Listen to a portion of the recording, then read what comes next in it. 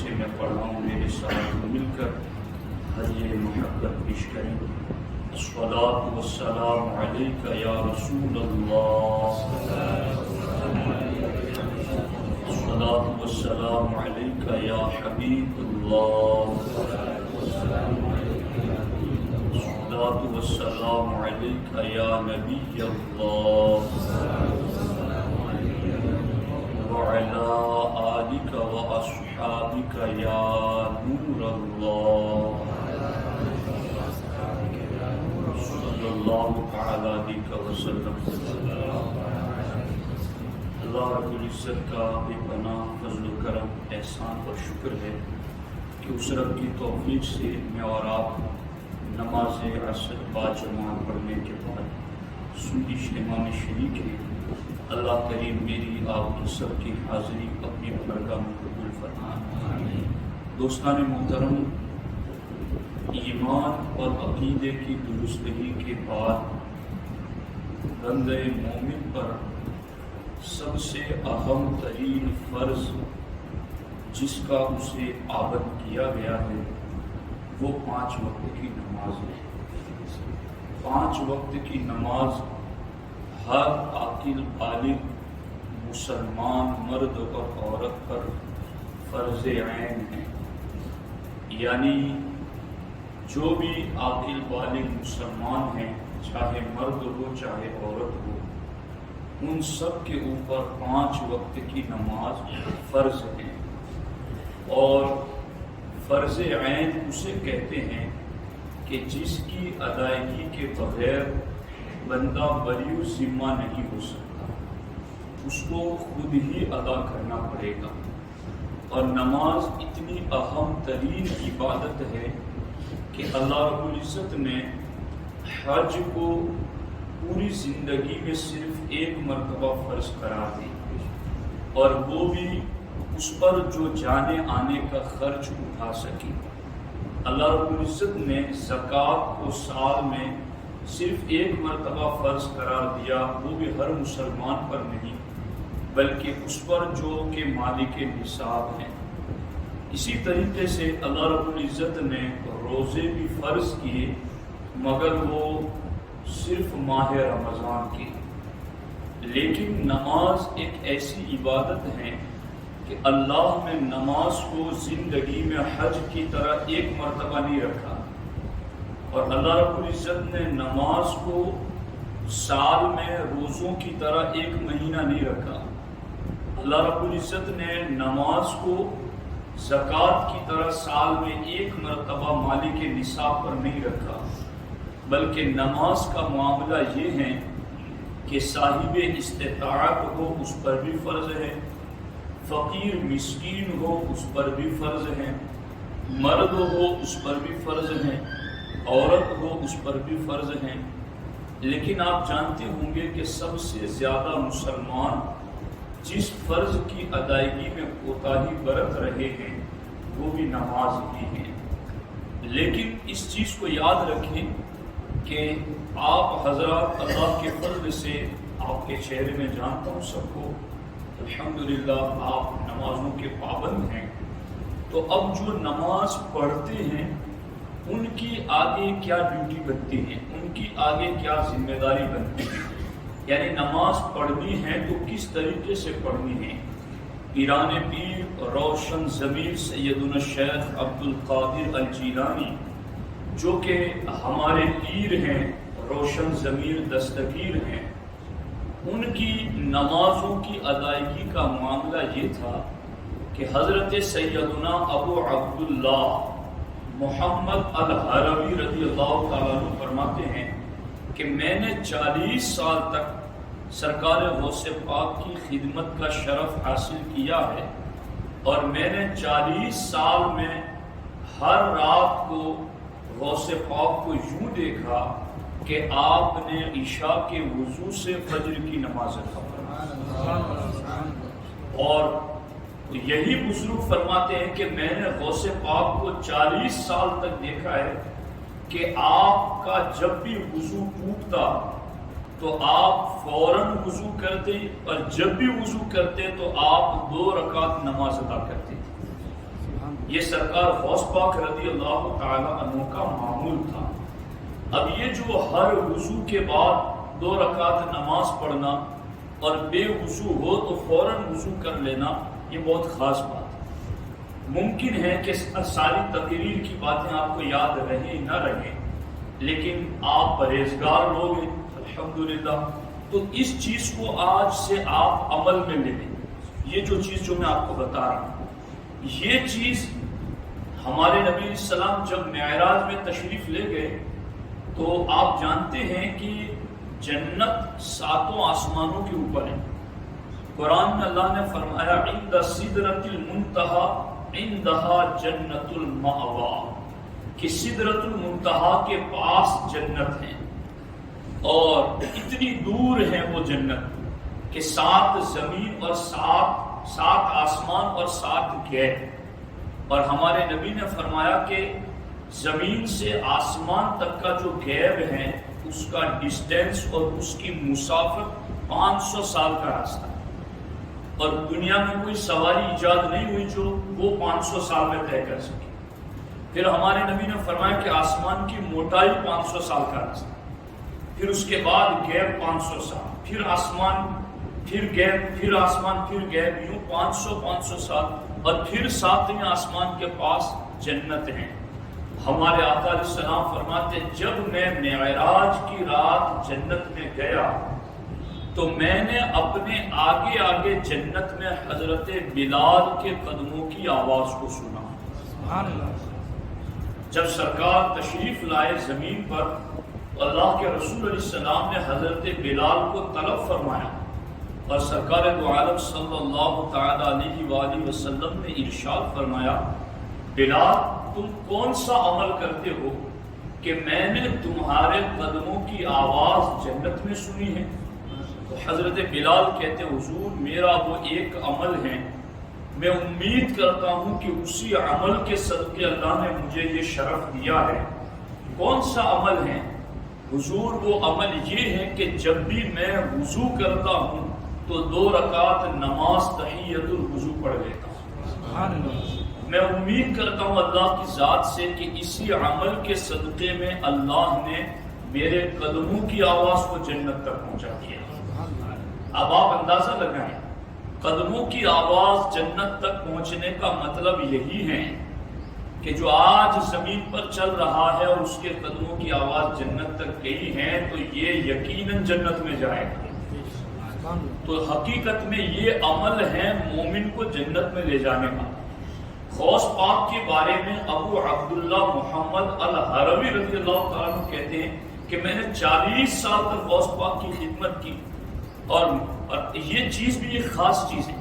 یعنی ابھی ہوتا کیا ہے کہ حضرت عمر فاروق اعظم رضی اللہ تعالیٰ عنہ کے سامنے ایک شخص کی کسی نے خوب تعریف کی، تو حضرت عمر نے کہا کہ کیا تم نے 2 کاموں میں سے ایک کام کیا ہے کہ تم اس کی اتنی تعریف کرتے ہو؟ کہا وہ کون سے کام؟ کہا کیا کبھی تم نے جس کی تعریف کر رہے ہو اس کے ساتھ سفر کیا ہے؟ تو سفر میں چونکہ بندے کی اصلیت ظاہر ہو جاتی ہے کہ اس میں صبر کتنا ہے، اس میں اللہ رسول کی رضا کے کاموں کی رغبت کتنی ہے۔ تو کہا کیا تم نے اس کے ساتھ سفر کیا ہے؟ کہا نہیں کیا۔ کہا کیا کبھی اس کے ساتھ کوئی سودا، کوئی لین دین، خرید و فروخت کیا ہے؟ کہا نہیں کیا۔ کہا جب تک تم یہ 2 کام کسی کے ساتھ نہ کر لو اس کی تعریف زیادہ مت کرو۔ اب یہ ابو عبداللہ محمد الحروی کوئی ایسے نہیں کہ بس آئے اور ان کی تقریر سنی اور انہوں نے تعریف کرنا شروع کر دیا، نہیں، بلکہ وہ کہتے ہیں کہ میں غوث پاک کی خدمت میں 40 سال رہا، یعنی 40 سال میں بندہ الٹ کر کے رات دن میں غصے کی حالت میں، نرمی کی حالت میں، خوشی کی حالت میں، اپنے پرسنل معاملات میں، لوگوں کے معاملات میں 40 سال کا عرصہ بہت لمبا عرصہ ہو، اور اس عرصے میں بندہ کسی کو جانچ کرنا چاہے تو ہر طرح سے جانچ کر لیتا۔ اور یہ بھی ہمارے نبی کا معجزہ بطور کرامت غوث پاک کو یوں ملا کہ حضرت انس بن مالک کو ان کی والدہ حضور کی خدمت میں دے کر گئی تھی۔ کہ حضور آپ مکہ چھوڑ کر ہجرت فرما کر مدینے آئے ہیں تو یہاں لوگ اپنے اپنے تحفے آپ کو دے رہے، میرے پاس کچھ نہیں ہے سوائے اس 10 سال کے بیٹے کی، حضور میں اپنا بیٹا ہی آپ کو خدمت کے لیے دے رہے ہیں۔ حضرت انس فرماتے ہیں کہ میں 10 سال تک اللہ کے رسول علیہ السلام کی خدمت میں رہا، مگر حضور نے اس 10 سال کے عرصے میں کبھی مجھے اف تک نہ کہا، یعنی کبھی کوئی کام کرنے کا ہوا اور میں نے نہ کیا تو سرکار نے اس پر مجھے زجر و توبیخ نہیں کی، اور میرے ساتھ سرکار نے شفقت اور اخلاق کا برتاؤ اپنایا۔ تو یہ 10 سال کا عرصہ کوئی معمولی نہیں ہوتا ہے۔ غوث پاک کی خدمت میں بھی رہنے والوں نے، محمد ابو عبداللہ الحروی کہتے ہیں میں 40 سال تک غوث پاک کی خدمت میں رہا، مگر میں نے غوث پاک کو 40 سال کے عرصے تک دیکھا کہ غوث الاعظم دستگیر جب بھی وضو کرتے تو فوراً 2 رکعت نماز پڑھتے۔ تو میں بھی انشاءاللہ کوشش کروں گا اور آپ بھی کوشش کیجیے، اور اس بات کی بھی کوشش کیجیے کہ ہمیشہ باوضو رہیں، چونکہ جو بندہ ہمیشہ باوضو رہتا ہے، ہمارے آقا فرماتے ہیں کہ فرشتے اس کی سنگت میں رہنے کا شوق ظاہر کرتے ہیں۔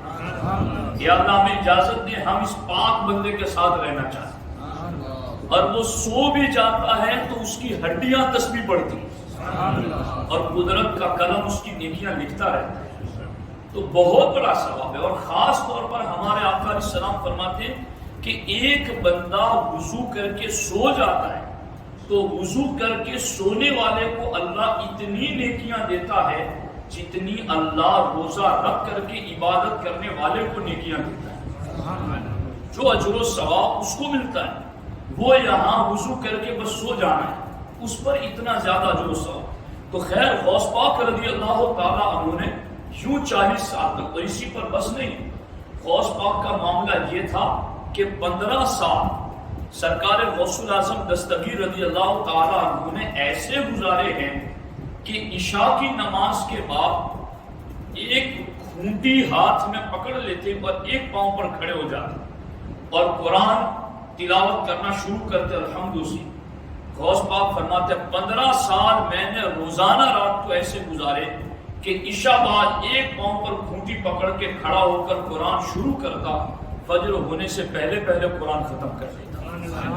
ایسے 15 سال غوث پاک نے گزارا، تو آپ اندازہ لگائیں گے۔ اور اب یہ ان کی عبادتیں اور ان عبادتوں میں اخلاص کیسا، آج آپ سمجھ سکتے ہیں، کوئی بندہ اس پر غور کر سکتا ہے کہ یہ کیسے ہو سکتا ہے یار، جو پورا قرآن اور ایک رات میں اور اتنا مشغول ہو کر، مگر آج کے دور میں اس کو سمجھنا اور زیادہ آسان ہے۔ جب آج کی نئی نسل موبائل لے کر بیٹھتی ہے اور اتنی اس میں مشغول ہو جاتی ہے کہ اس کو 4 بج گئے رات کے، لیکن پتہ نہیں، باپ اس کو ٹوک رہا ہے، ماں ٹوک رہی ہے، بیٹا سو جاؤ، ابھی تک تم کیا کر رہے ہو؟ مگر وہ جب موبائل ہٹا کے گھڑی پہ نظر ڈالتے ہیں تو 4 بج گئے رات کے، فجر کا وقت ہو گیا۔ تو یہ جب دنیا داری میں اتنی انٹرسٹنگ چیزیں ہیں کہ بندہ اس میں جب شوق لگا لیتا ہے، اس کو لذت ملنے لگتی ہے، وقت جاتا ہے تو پتہ نہیں چلتا۔ تو جس کی عبادتوں میں اللہ کا دیدار ہوتا، جن کی عبادتوں میں اللہ کے جلوے نصیب ہوتے، جو قرآن پڑھیں اور قرآن پر اتنی گہری نظر رکھیں کہ ایک ایک آیت کی 40 تفسیریں بیان کریں، تو پھر ان کی پوری راتیں گزر جاتی تھی یوں قرآن پڑھتے اور نماز پڑھتے ہوئے۔ تو اب دیکھو غوث پاک کے غلاموں، ہم نے غوث پاک کے طریقے پر چلنا۔ ایک روایت بتاؤں اور پھر کچھ بات عرض کروں۔ سرکار غوث پاک خود فرماتے ہیں کہ میں جامع منصور میں، یعنی ایک مسجد کا نام تھا جامع منصور، تو غوث پاک فرماتے ہیں میں اس میں نماز پڑھنے کے لیے گیا، اور میں نے جیسے ہی رکعت باندھی تو میرے سجدے کی جگہ پر ایک بہت بڑا اژدہا آ گیا اور وہ میری طرف منہ کھول کر کے بیٹھ گیا۔ غوث پاک فرماتے ہیں کہ میں نے نماز ادا کی، اور جب میں سجدے میں جانے لگا تو میں نے اپنے ہاتھ سے اس سانپ کو سائڈ پہ کر دیا اور میں نے سجدہ کیا۔ غوث پاک فرماتے ہیں کہ جیسے ہی میں نے اس کو ایک ہاتھ سے سائڈ پر کیا تو وہ میری گردن میں لپٹ گیا، اور گردن سے لپٹنے کے بعد ایک آستین میں داخل ہوا اور دوسری آستین سے باہر نکلا۔ غوث پاک فرماتے ہیں جب میں نماز سے فارغ ہوا، ادھر میں نے سلام پھیرا اور فوراً وہ سانپ غائب ہو گیا۔ غوث پاک فرماتے ہیں میں نے اپنی نماز جیسے ادا کرنی تھی ویسے ہی ادا کی، اور میں اللہ کے حضور میں جو دل حاضر رکھ کر کے نماز پڑھتا تھا، میں نے اسی حضور دل کے ساتھ نماز ادا کی، اور میں نے یقین کیا کہ ہوگا وہی جو اللہ نے تقدیر میں لکھا ہے۔ تو وہ سانپ غائب ہو گیا۔ غوث پاک فرماتے دوسرے دن جب میں پھر مسجد میں گیا تو میں نے ایک آدمی کو دیکھا جس کی آنکھیں بڑی بڑی تھی۔ غوث پاک فرماتے میں جان گیا یہ کوئی انسان نہیں، یہ کوئی جن ہے۔ سرکار غوث پاک فرماتے جب میں اس کے قریب سے گزرا تو وہ مجھ سے مخاطب ہوا اور مجھ سے اس نے کلام کرتے ہوئے کہا، شیخ عبد القادر جیلانی، میں انسان نہیں ہوں، میں وہی کل والا سانپ جس نے کل تمہیں پریشان کیا تھا، اور میں جن ہوں، میں نے اس طریقے سے جو طریقہ کل تمہارے ساتھ اپنایا، میں نے اس طریقے سے کئی تصوف کی راہ پر چلنے والوں کو بھٹکا دیا، لیکن شیخ عبد القادر جیلانی میں نے تمہارے جیسا کسی کو ثابت قدم نہیں دیکھا، تمہارے جیسا میں نے اللہ کے فیصلوں پر راضی برضا نہیں دیکھا۔ اس نے کہا غوث پاک ہاتھ بڑھائے، میں آپ کے ہاتھ پر توبہ کر رہا ہوں۔ اس نے توبہ کی اور غوث پاک کے مریدوں میں شامل ہو گئے۔ تو دوستان محترم، نماز اللہ کے فضل سے آپ لوگ پڑھتے ہیں، مگر دو چیزیں آپ لوگ سیکھ رہے ہیں۔ تو نمازیں آپ کی کمال کا نور حاصل کر دیں گی۔ کون سی دو چیزیں؟ ایک چیز تو یہ ہے کہ آپ اور ہم جب بھی نماز کے لیے کھڑے ہوں تو ہاتھ ناف کے نیچے باندھیں، تو داہنے ہاتھ کی چھوٹی انگلی اور انگوٹھے سے بائیں ہاتھ کی کلائی کو مضبوطی سے پکڑیں۔ کئی لوگ اس کو بہت ڈھیلا پکڑتے ہیں تو اس کی وجہ سے وسوسے آتے ہیں۔ تو ایک تو یہ کہ داہنے ہاتھ کے انگوٹھے اور چھوٹی انگلی سے ہلکا بنا کر بائیں ہاتھ کی کلائی کو مضبوط پکڑیں، اور دوسری چیز مضبوط پکڑ کر کے ناف کے نیچے دبا کر رکھیں۔ یعنی دو کام کرنے، ایک تو کلائی کو مضبوطی سے پکڑنا اور ناف کے نیچے زور سے دبا کر رکھنا ہے۔ چونکہ ناف کے نیچے کا جو مقام ہے وہ شہوت کی جگہ ہے، تو بندہ جب وہاں دبا کر ہاتھ مضبوطی سے پکڑ کے رکھتا ہے تو وہ وسوسے انسان کے دل تک پہنچ ہی نہیں پاتے۔ تو وسوسے جس جگہ سے اٹھتے ہیں وہیں پر اگر ہم پابندی لگائیں گے۔ امام شافعی کے ماننے والوں سے پوچھا کہ تم لوگ دل کے قریب ہاتھ کیوں باندھتے ہو نماز میں؟ کہا ہم دل کے قریب اس لیے باندھتے ہیں کہ ناف کے نیچے جو نفس کا مسئلہ ہے وہاں سے اٹھنے والے وسوسے دل تک نہ پہنچے، اس لیے ہم دل سنبھال کر کھڑے رہتے ہیں۔ تو حنفی لوگوں نے کہا کہ ہم تو وہیں پر ہاتھ باندھ دیتے ہیں تاکہ وہاں سے وسوسے آگے ہی اٹھنے نہ پائے، یعنی پانی جہاں سے بہنے والا تھا ہم نے وہیں پر پال باندھ دی۔ تو ایک طریقہ نماز میں جی لگانے کا یہ ہے، اور دوسرا طریقہ یہ ہے کہ آپ جتنی بھی سورتیں نماز میں پڑھتے ہیں ان سورتوں کا آپ ترجمہ یاد کر لیں، ان سورتوں کا ترجمہ یاد کر لیں، اور جب آپ کو سورہ فاتحہ 10 سورتیں یا دیگر جو بھی سورتیں آپ تلاوت کرتے ہیں جب ان کا ترجمہ آپ کو یاد ہوگا تو آپ نماز پڑھیں گے تو آپ کا دھیان قرآن کی معانی کی طرف جائے گا، آپ کی توجہ اس بات کی طرف جائے گی کہ اللہ ہمیں کیا کہہ رہا ہے۔ یعنی میں آپ کو ایک سمپل بات بتا دوں، بہت آسان۔ اگر میں ابھی مولانا سہیل صاحب کی طرف دیکھوں اور دیکھ کر یہ کہوں کہ مولانا سہیل صاحب، یعنی ان کو مخاطب کروں اور پھر میرا دھیان بھی ان کی طرف نہ ہو، یعنی اگر وہ میرے مخاطب کرنے پر متوجہ ہو جائے کہ ہاں مولانا صاحب کیا کہہ رہے ہیں، اگر ایسا ہو اور میں کہوں کہ نہیں میں نے تو آپ کی طرف دھیان ہی نہیں دی، تو ایسے بندے کو لوگ پاگل کہتے ہیں۔ یہی تو ہوگا، یہی تو ہوگا۔ قرآن جب ہم پڑھتے ہیں نا نماز میں تو کیا کہتے ہیں؟ ایاک نعبد و ایاک نستعین، اے اللہ ہم تیری عبادت کرتے ہیں، یعنی ہم مخاطب کر رہے ہیں، اے اللہ ہم تجھی سے مدد چاہتے ہیں، اہدنا الصراط المستقیم، اے اللہ تو ہمیں سیدھا رستہ چلا۔ اب ہمارے آقا فرماتے ہیں کہ جب بندہ نماز میں ہوتا ہے تو قائم بین یدی الرحمن، تو بندہ رحمان کے سامنے کھڑا ہوتا ہے، یعنی اللہ کی خصوصی تجلیاں نمازی کے سامنے ہوتی ہیں۔ اب ادھر اللہ کی رحمت ہے، اور ہمارے آقا فرماتے ہیں کہ جب بندہ یوں اللہ کی بارگاہ میں نماز میں کھڑا ہوتا ہے اور جب بندہ دھیان دوسری طرف لے جاتا ہے تو ہمارے آقا فرماتے ہیں کہ اللہ کی رحمت اس بندے سے کہتی ہے الی من تلتفت، کہ تو کس کی طرف دھیان لے جا رہا ہے؟ الی من هو خیر منی، میرے بندے کیا کوئی مجھ سے بھی بہتر ہے جدھر تو دھیان لے جاتا ہے؟ یعنی ادھر اللہ کے خصوصی جلوے ہیں اور ادھر ہم نماز میں یہ بھی کہہ رہے ہیں کہ اللہ ہم تیری ہی عبادت کر رہے ہیں اور ہمارا دھیان بھی نہیں ہے کہ ہم کہہ کیا رہے ہیں، اور ادھر سے رب کہتا ہے کہ دھیان کدھر لے جاتا ہے، کیا مجھ سے بھی بہتر کوئی ہے؟ تو اب اس سے پتا چلا کہ ہمیں نماز پڑھنی ہے اور جی لگا کر نماز پڑھنی۔ اسی لیے قرآن میں کہا گیا کہ قد افلح المؤمنون الذین هم فی صلاتهم خاشعون، کہ وہ ایمان والے کامیاب ہو گئے جو جی لگا کر نماز پڑھتے ہیں۔ تو جی لگا کر نماز پڑھنے کے لیے یہ دو اصول اپنائیں۔ ایک تو یہ کہ ہمیشہ اس حدیث کو ذہن میں رکھیں کہ اللہ کی رحمتیں سامنے کھڑی ہیں، اور یہ دھیان میں رکھیں کہ ذرا بھی ادھر ادھر دھیان لے گئے تو اللہ کی رحمت کہیں گی کدھر دھیان لے جاتا ہے۔ تو یہ حدیث ذہن میں رہے گی تو آپ الرٹ رہیں گے۔ دوسری چیز، ناف کے نیچے ہاتھ مضبوطی سے باندھے اور قرآن کی جو صورتیں آپ نماز میں پڑھتے ہیں ان کا ترجمہ یاد کر لیں، تو پھر غوث پاک نے جو نمازیں ادا کی ہیں ان کی خصوصی نمازوں کا فیض ان کے غلاموں کو بھی ملے گا، اور وہ بھی خوش ہوں گے کہ میرے غلام میرے نقش قدم پر چل رہے ہیں۔ اللہ کریم کی بارگاہ میں دعا ہے رب ذوالجلال میری آپ کی سب کی طاعتوں کو، عبادتوں کو اپنی بارگاہ کرم میں قبول فرمائیں۔ السلام علیکم ورحمۃ اللہ وبرکاتہ۔